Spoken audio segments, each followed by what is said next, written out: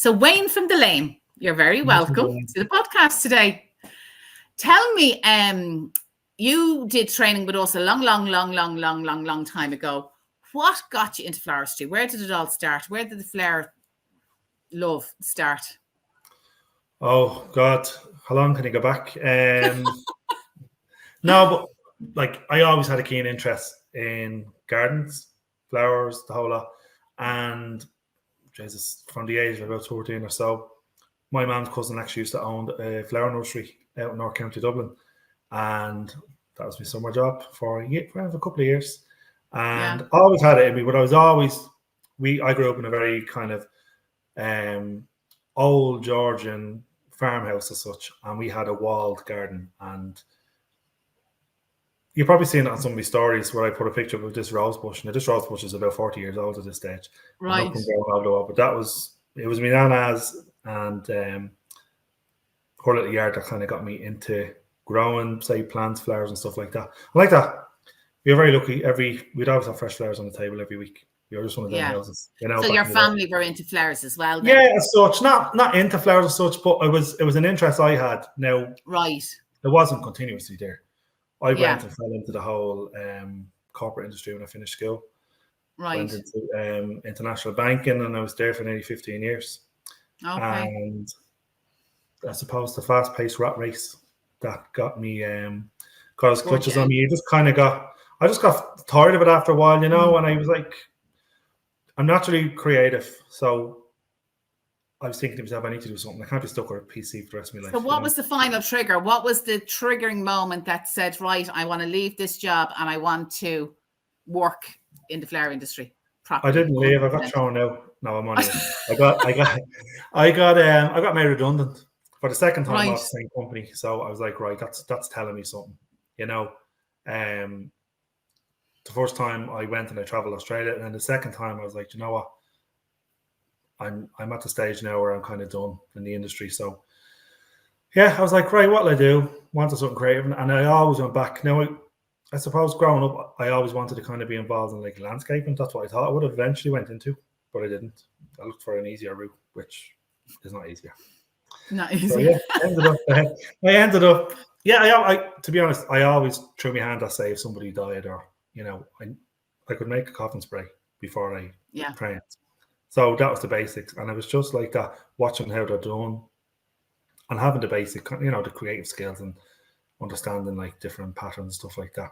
And I think that stems back to, like a lot of people growing up watching your Mark cut out patterns and so on. You knew there was that type of streak, and you seen it from a young age. I know it wasn't flowers, but it was something like that. My man was a song for years. And all my aunties, so I've been constantly around creative people. So I knew I always wanted to do something with my hands and such to work as a career. So so I suppose when I looked into it then, I was looking forward to train. I went and worked in you were delivering flowers as well, weren't you? I went to work for someone, who has a large scale production here in Dublin, and I was a delivery guy, but I was really sussing out how it was all done in the background before I took the plunge.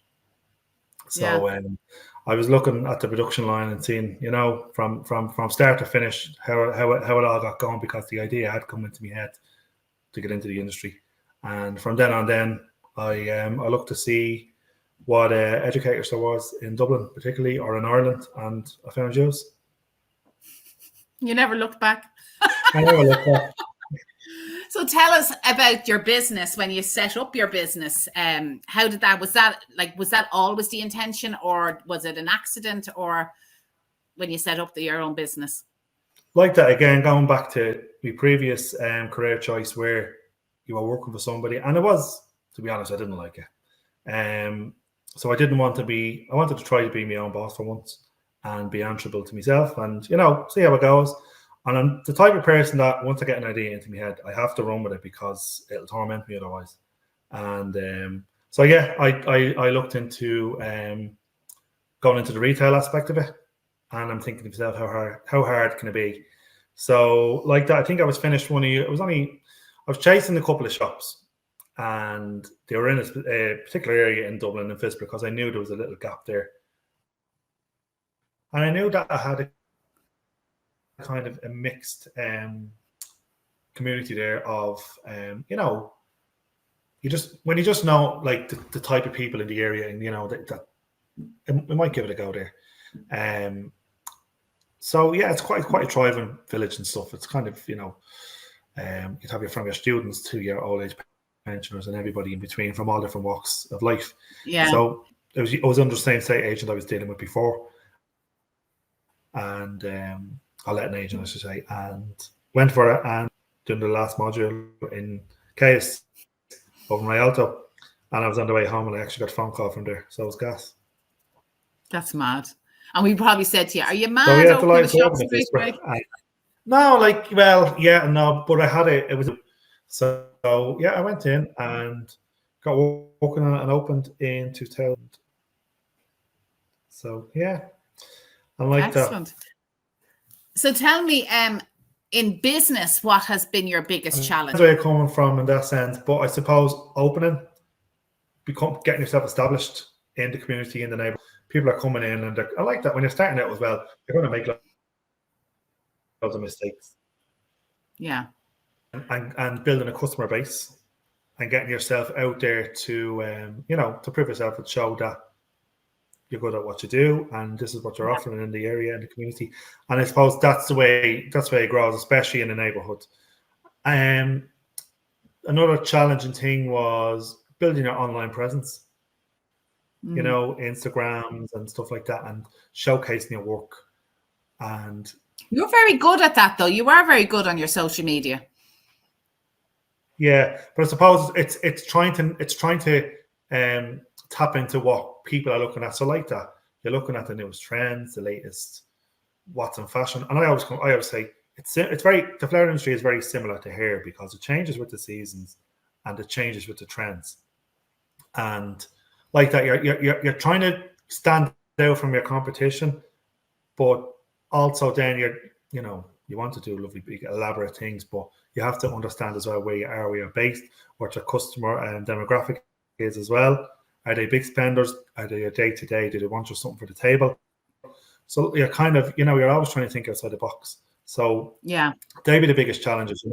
What's the next trend? Does it sit with your type of business? Style. Like, your style, for one. And is it something you want to offer? And there is stuff that I have seen, and I'm like, no, not for me. And it's flying now, but it's something that I was never really. And I know you shouldn't really make it about yourself as the creator, because it's always, you're out there to sell to customers. But you have to also have a bit of a niche as well to what you're offering. I think so too. I totally agree. And I think it's like, why do people go to one designer over another? Is because they like them as a person, or they like what they do. What part of the flower industry do you enjoy the most? Oh, I suppose, well, obviously creating, Yeah. Like, would it be weddings? Would it be PR events? Would it be big installations, small bouquets? Like what draws you the most? Well, weddings and the kind of the corporate PR, and they're very similar in the fact that you're just dealing with different types of people. You're dealing with professionals who have deadlines and stuff like that, but then you're also dealing with your brides. So a lot of the work, whether it be, what I am enjoying is the trend at the moment of the smaller weddings, which I'm very bespoke what they want, so you can be that little bit more creative. You can get your design across to the customer, and they're kind of giving you a bit more freedom to work with. They're not as fussy as the larger weddings, where I particularly like the small weddings that are in restaurants, and how we can transform this, because I find the larger weddings, there's a lot of samey that they're following trends as such. But so I suppose that end of it, as opposed to the retail aspect of it, is amazing. It's great. It's the bread and butter.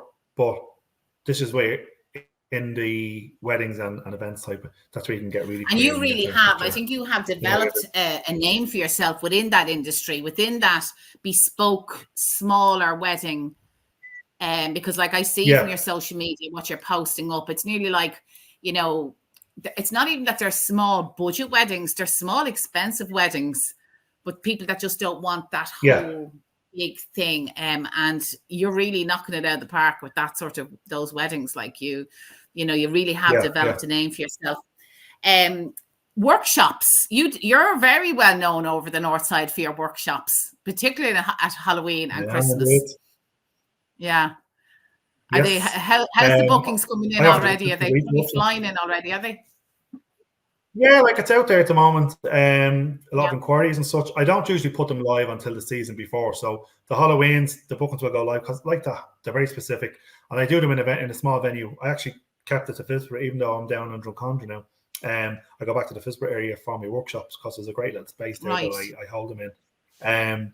But like that, it's mainly autumnal workshops. So door wreaths and creations, and particularly around Halloween, you would do the pumpkins and the Florida pumpkins and stuff like that. So they're really popular. And then the Christmas ones, obviously, being the door wreaths. You sell out rapidly for Christmas. Yeah, Christmas, like it can be daunting, and every year after I finish, I'm like, no, I'm not doing that next year, and I do the exact same thing. So but it's kind of like probably a bit like yourself. It's the same ones come back time and time again. They're nearly disappointed if you're not going to do it.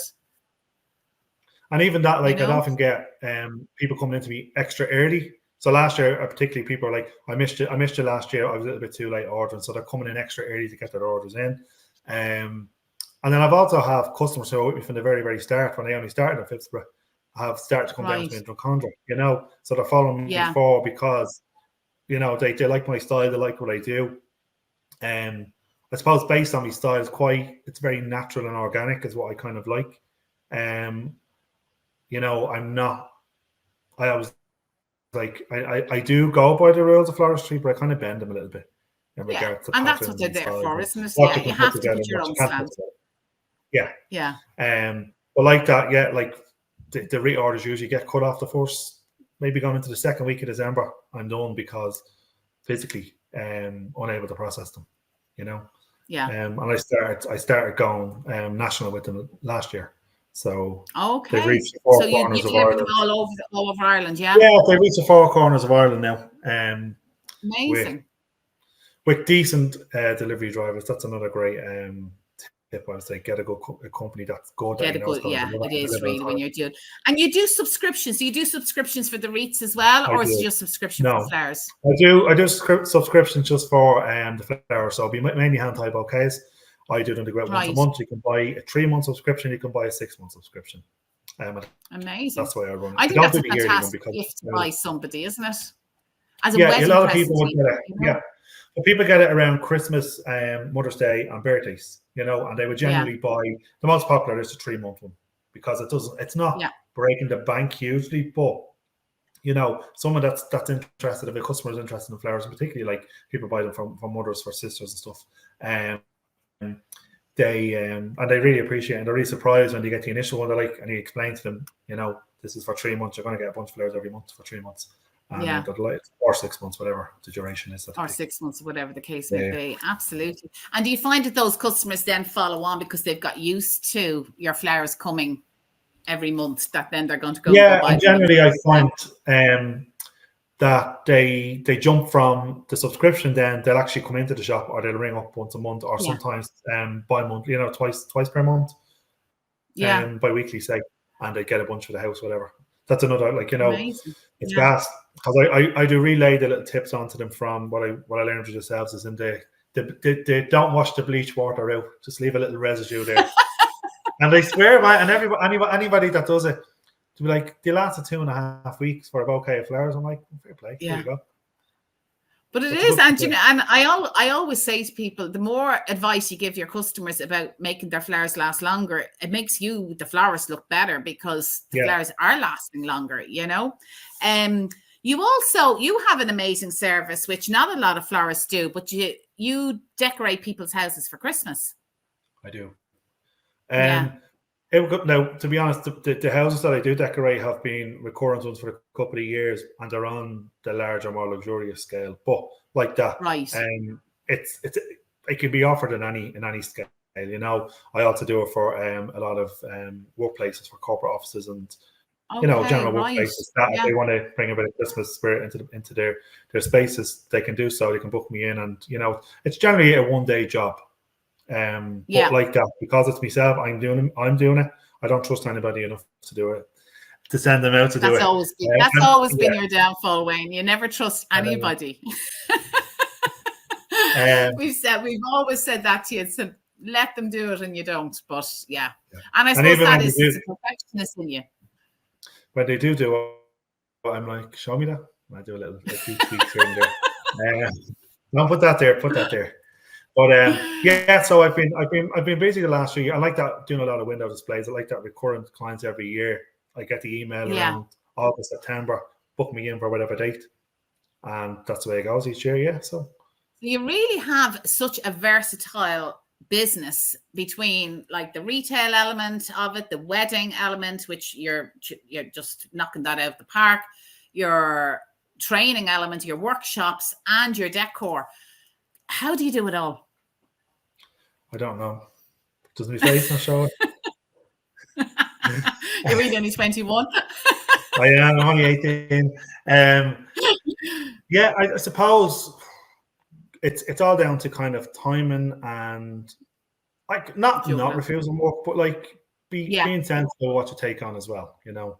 But I'll never refuse somebody, and if I can't do it, I will refer them on to somebody else locally. Yeah, and in fairness, like that, you're known within the flower industry for that. That if you can't do something, you do refer them on, which I think is great because at the end of the day, they're going to go somewhere else. But isn't it better that? And chances are they may come back to you anyway, further on down the line because you have referred them on. So 5 years time, Wayne, what will we see from Wayne from the Lane? God knows. I don't know. I actually don't know. I don't even plan that far ahead. But we just keep going as we are for now, and see where it takes me. As I said, like, and I really going back to before you started the shop, what advice would you give yourself or a new florist starting out in the industry? What would you wish somebody had told you? Like, was there anything that you sort of, not that you fecked up on, but like say, Jesus, nobody told me it was going to be like this, or I wish I knew this before? What sort of advice would you give? I had an idea of what would be expected of me in this, you know, and like that I throw myself in the deep end and I'm helpful at that, going at it. But I suppose maybe think about a niche area that you want to go into, because I do find sometimes juggling all those different areas of floristry can be a little bit daunting. And also like that, if you're going to go in as a small business, a small independent, be prepared to do a lot of homework, as in work, bring your work home with you, whether you're doing your books, your, you know, paying invoices. If you don't have a PA, an assistant or somebody in accounts department, because let's face it, when you have a small independent shop, from conditioning flowers to delivering flowers to doing accounts to doing the books, you might have to do some of all that yourself, you know, just depending on where you are. And yeah, just enjoy it, I suppose. Yeah. You've no regrets for business? No regrets. Well, look, no, business-wise, yeah. Grand, but, say no more. Well, yeah, no, I've no regrets business-wise, and no, I'm glad I did. I can see in 5 years' time, like Wayne from the Lane will be the bespoke florist for a certain style wedding. I can see it happening. I can see it being in huge demand for that type of style, and obviously your workshops, because like I know people that have been on your workshops, and like, sure, you have to do them really well because you learn from the best, but but go more into your training element of it. Yeah, I can see it happening. Or hopefully 5 years time, sitting on a beach somewhere, living there. Yeah, in Lanzarote. and having a few here running the show for me on the phone, and on the phone floor. That's it, on the phone, telling them all what to do. I only fly in for special occasions. It's been an absolute pleasure talking to you. Do you know, like, I know you had, like, we always said when you came to train at Kay's Flower School, he's done a lot before, and you were always very coy about what you had done because you had such natural flair, you had such naturalness, and we weren't surprised that you had opened the shop before you'd even finished your training, which is not what we recommend for our students generally. But we weren't surprised at that, and we're just so proud of how well you have done, which is amazing. and also that that you're so supportive to our florists, our students, our past students, and us in the industry. So thanks a million for that. No problem at all. It's a pleasure. Okay, listen. If you're looking for Wayne, you're going to find all his details in the description below. If you're looking to join his workshops, or you're looking for that bespoke wedding, or if you're looking to get your house decorated, luxury houses only, decorated for Christmas, contact Wayne at all the details below, and we'll see you on the next podcast.